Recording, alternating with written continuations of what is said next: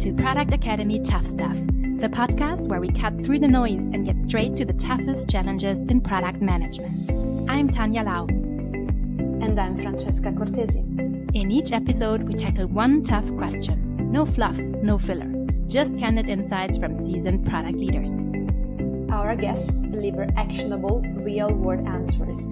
Whether you're an experienced product leader or just stepping into the product world, this is your go-to podcast for sharp, tested advice, condensed for your busy schedule. One tough challenge, practical insights, short and real. Let's dive in.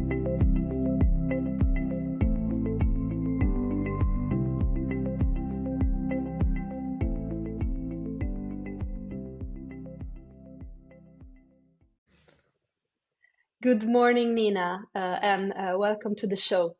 Good morning, Francesca. Thank you. So today we are here. I'm super excited about this conversation because today tough question is about losing market fit and regaining market fit. And when I got to know that you actually did it, I was like, what? How is that even possible? Because my experience has been I got market fit, everything worked, and then market fit wasn't there anymore, and it just went downhill, to say it politically correctly. So it's I'm super curious to know, like, if you had market fit and how can you regain it. So let's start today. That's today's topic, but let's start with what is market fit for you? Yeah, and I actually experienced it in two different companies. And by Wow. the way, I had this moment in the second company where it was like, not again, we did the same mistake. I will talk more about that as well. So what is market fit? I think there's two core elements to it. There's also, I think, some links that we can reference. It's like an original paper that's still quoted from quite a while ago from Anderson and Horowitz, and it's having a clear value proposition and that users refer your product. So this can be measured like very traditionally via Net Promoter Score. But the piece that is really important is that there's a clear value proposition attached to it, which is also something that is connected to losing it or not.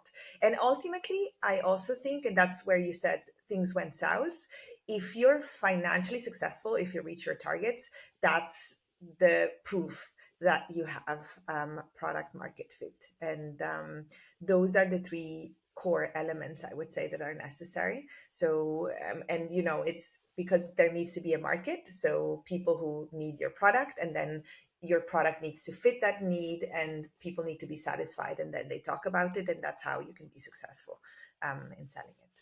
And I guess, like, depending on the product, obviously, like, people being satisfied can mean that people start buying your product and then referring it. That's like back to the financial, or maybe you monetize the usage of those people, like retaining or traffic or whatever that might be. Yeah, So I that's think the core part for product market fit is really the satisfaction and referral. And then, yeah, the monetization is what comes after that. But that is also important. And you can measure it with NPS. So it's one of the measures I would actually look at. And then there's some other measures that are more specific that actually ask people, what would you do if I would take the product away, the Sean Ellis metric. But the core thing is that they are satisfied and refer it.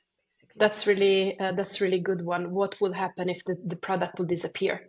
Yes. I sometimes do that with features, right? I mean, those features, I mean, if you take it away and you get complained, then at least you know that it was really valuable for someone, and then you have like an insight that you can use.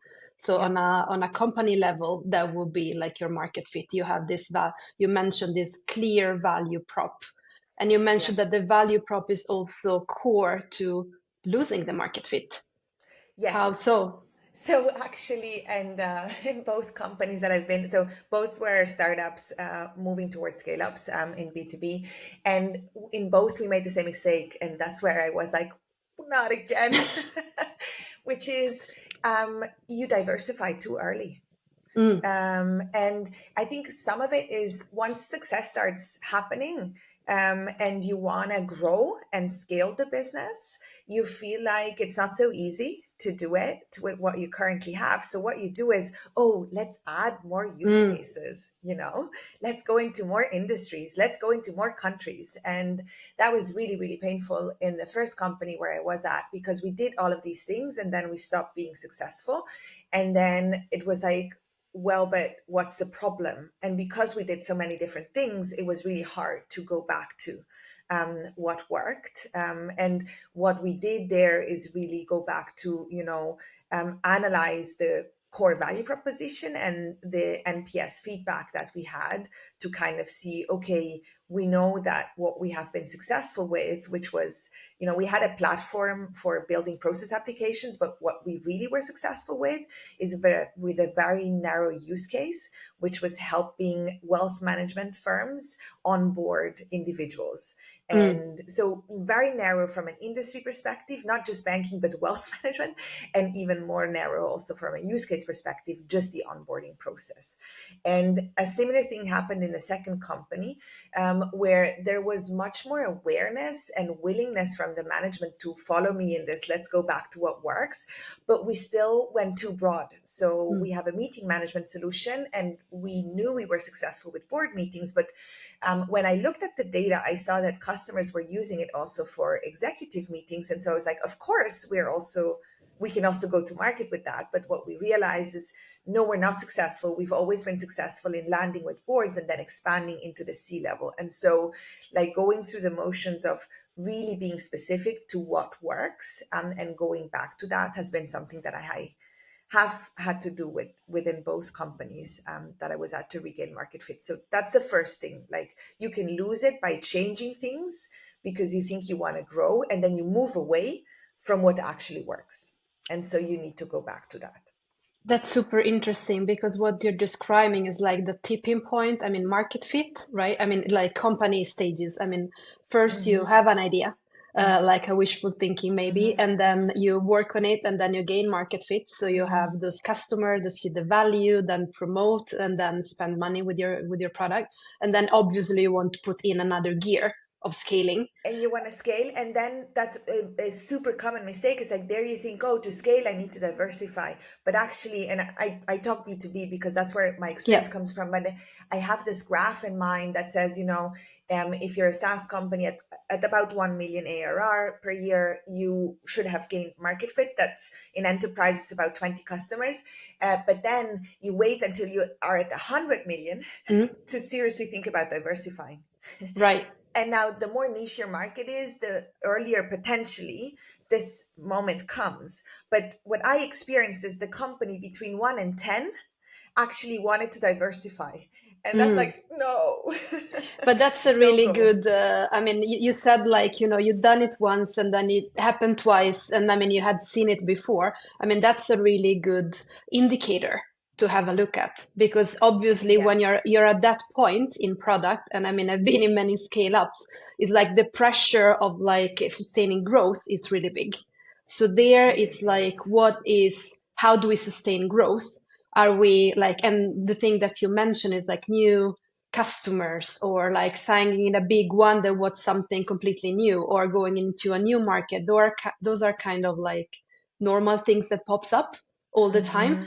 So like in this context, it's really useful to think about, okay, but where are we? How many customers, if we're B2B, how many customers do we have? How much revenue do we have? Probably how many referral do we have? Going back to what you said about people like recommending, and how do I make sure? How did you make sure that people actually were daring? I want to use this word, daring to double down, because that's the thing. Yeah. So one of the terminologies that I use is that you need to, you need to be very, very specific on the use case and job to be done. And then you want your go-to-market strategy, thinking about your ideal customer profile and the territories that you address in the industries, to be uncomfortably narrow. What that means is uncomfortably narrow. It's like, I have these targets that I need to achieve, and I feel like it's just barely possible with the kind of like narrow set and focus that I have. And I don't want to lie to you, it's not easy. and it goes through iterations. And one of the things that you hear a lot when they talk about product market fit is like, you know it when you have it.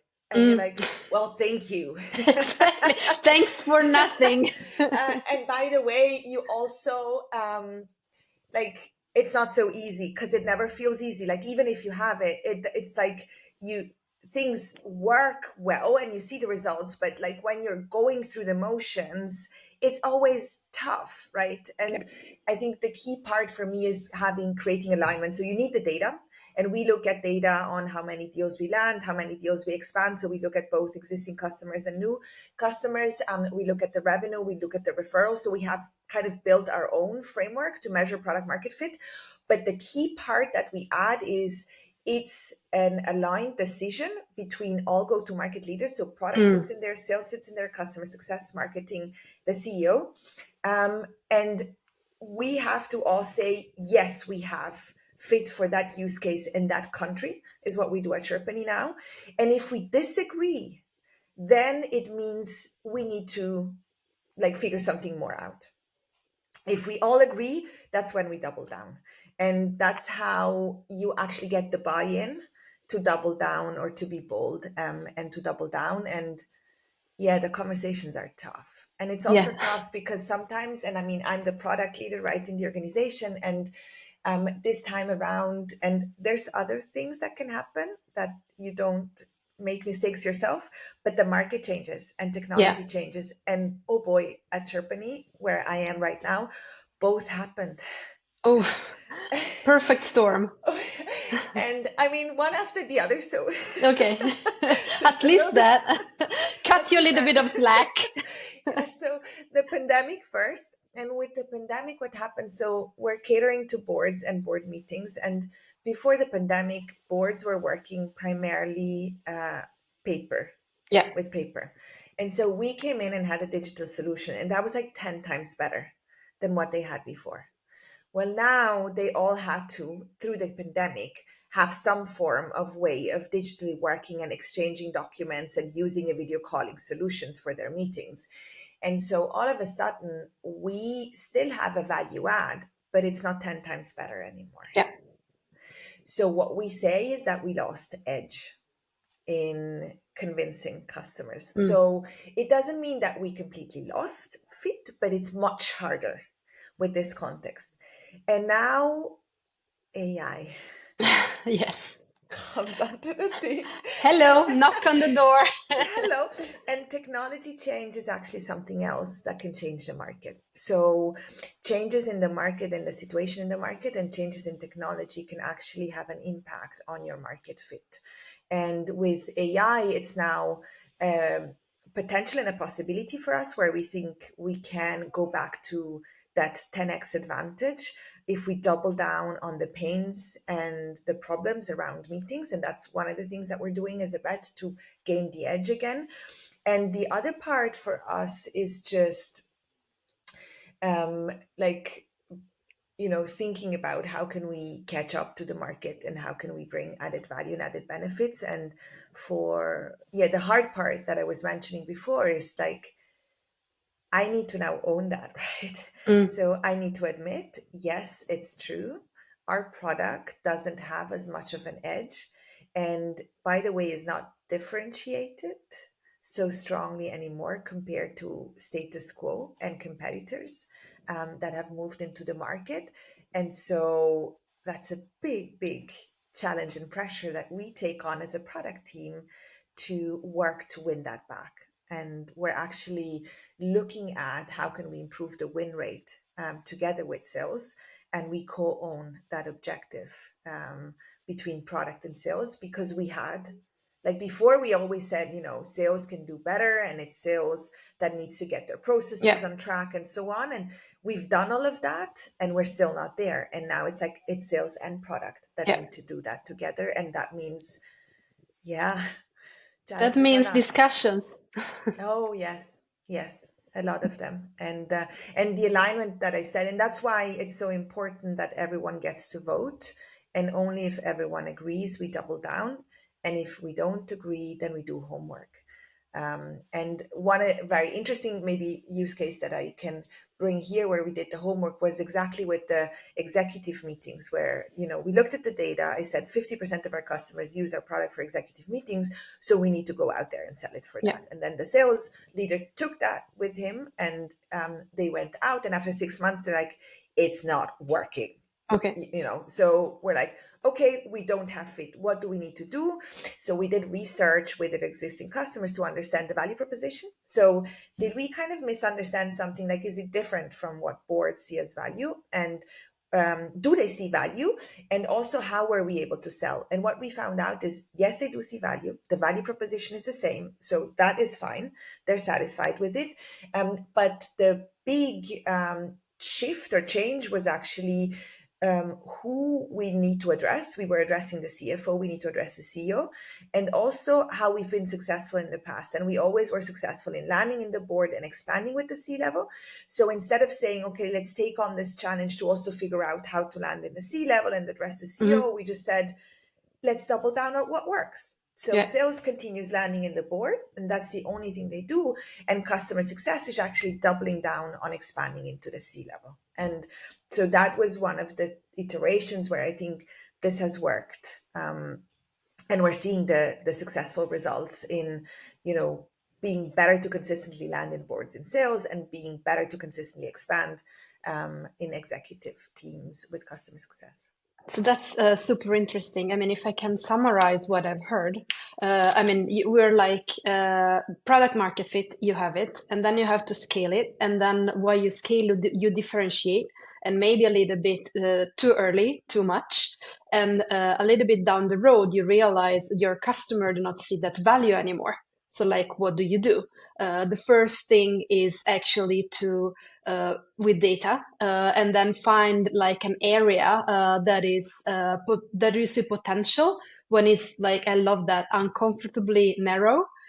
Because many times we go the other way around, something that is like feels scary and big, but instead uncomfortably narrow, and then getting like explicit okay on doubling down on that from everyone that is involved, from product to sale, customer success, marketing, everyone that is on that. So that's what I've heard, and it's directly in my head is like, you had this market fit, you're losing it. I mean, you didn't completely lose it, but like you're in the edge of losing it. And like you mentioned that you look at data, you mentioned that you start conversation with sales. What are the other concrete things that, people that AI, you mentioned AI. I believe many product people are there right now saying, will AI take away my market fit? What should I be thinking? What should I be doing?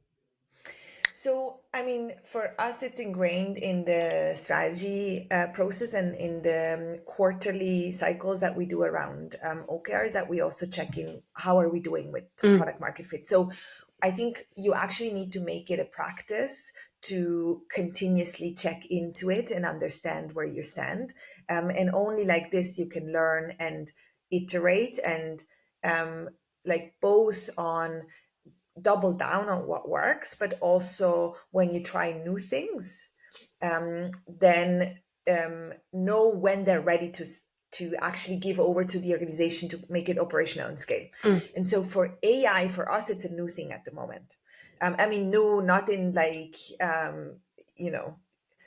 it just happened, but new from the perspective of, we know we need to adopt it, and we know we need to be like, it's almost already moving from being an edge to a catch up. So that's how critical it is that we are also fast. But what we have been iterating on is like, is it really helping us succeed and be more successful in the go-to-market? And what's that, like, what's the core value proposition around it that is helping us succeed in the market? And where do we see the financial benefit and revenue coming from it? And so there it's actually, it goes back to looking at the data and the alignment. And the data that you want to look at is very much what comes back from go-to-market. What do we see as usage and satisfaction feedback? So like in the product, and what do we hear from our users? And then the judgment, the part of as leaders in this company and as a management, what's our judgment when we look at this data? And that's where the discussion and the alignment needs to happen, because ultimately, if you don't do that, then, and that's the biggest failure that I've seen in the previous company, and it's a risk that is always present, is you start to finger point. Yeah. It's a sales problem. No, it's a product problem. No, it's a marketing problem. No, it's a customer success problem. And when that happens, that's, I think, when things really go south, because then you don't have a chance to be successful. You can only be successful if you all work together towards solving the challenges at hand and the issues at hand. Yeah, and especially because from a customer perspective, your product is all the pieces together. I mean, it's not only product organizational wise, it's not only sales, it's not only customer success. Those are just different touch points to the same, tool or service that they are using.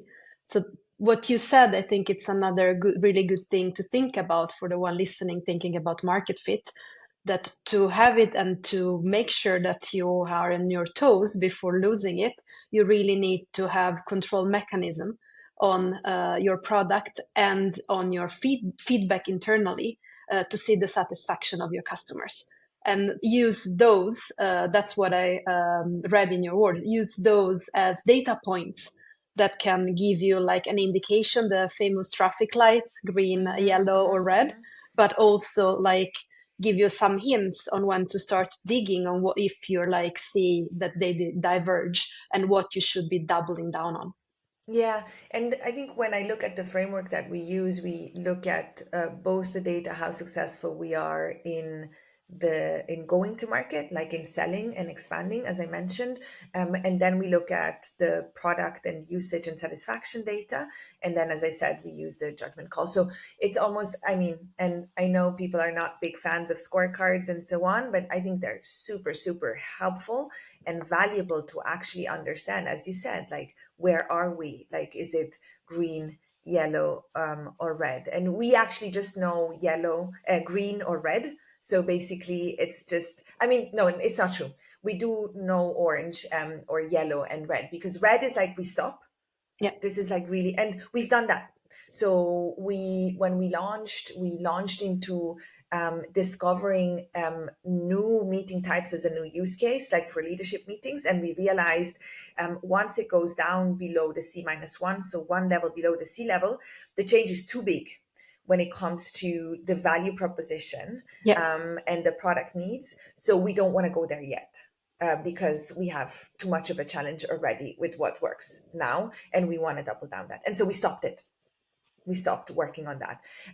Yellow or orange means we need to research and understand better, and then we take action. So, for example, the executive use case, executive meetings, we don't go to market landing with new customers with that, but we expand with that.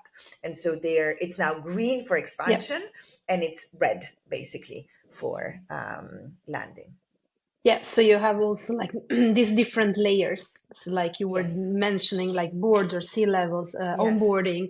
So Yeah. you make it like as granular as possible to actually nail down the value proposition to specific things for a specific target group. Yeah, and the uncomfortably narrow then is also like the customer profile, the ideal customer profile. So we've done homework in Sherpany to actually, we calculate a score for how good a customer fits when we go to market with them, and only above a 6, like it goes from 1 to 10, and only above a 6 we actually actively pursue them, and otherwise we don't. That's good. Also gives some guidance. Thank you. I think like what I take with me from this conversation, Ina, is that there are like there's hope. So even if you like, my experiences, I mean, you said you've gone through this twice, but I mean, both times, I mean, the market fit was regained. So, I mean, there's hope that, I mean, if you're there, like on the tipping point, you can actually make it. So that's like makes me really glad, and hopefully also give some tips to the one listening, like how they can think about it. I think I want to ask you one last question. If you would be like that product person there, like looking at that red or yellow that you're like unsure, you have that gut feel that maybe you're losing market fit, what would be your top advice? My top advice would be that the key thing you should think about driving towards is aligned understanding about where you stand. And the mistake I did in the previous company was that I tried to, like, for me, it was kind of obvious what we needed to do, and I lost patience with creating the alignment. But I think I put myself in the shoes of I own this, and I own this means I decide or I wanted to. And now, like growing also and learning from that experience, I always put myself out there saying, my job is just to drive us to have clarity and alignment. And once we have that, then things get easy. And like stay on it and debate on it as long until you're aligned. And that's hard, but that's really the key part that works. And the last thing that I want to say is, if you don't have a team with which that is possible, you should ask yourself how much of your energy it's worth to do that. Really wise words. I mean, we can control and we can think and we can fight and we can double down and we can dare as well. What you describe, I mean, it's daring to stay on it, as exhausting as it feels at times. I think many people recognize themselves. I certainly do. But also, like, there are other things that you cannot control. And then what does it mean for you? Yeah. That's like, we maybe end on that note. And thank you so much, Nina, for sharing your wisdom with us.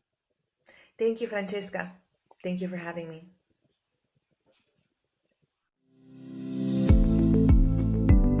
Welcome to Product Academy Tough Stuff, the podcast where we cut through the noise and get straight to the toughest challenges in product management. I'm Tanya Lau. And I'm Francesca Cortesi. In each episode, we tackle one tough question. No fluff, no filler. Just candid insights from seasoned product leaders. Our guests deliver actionable, real-world answers. Whether you're an experienced product leader or just stepping into the product world, this is your go-to podcast for sharp, tested advice, condensed for your busy schedule. One tough challenge, practical insights, short and real. Let's dive in.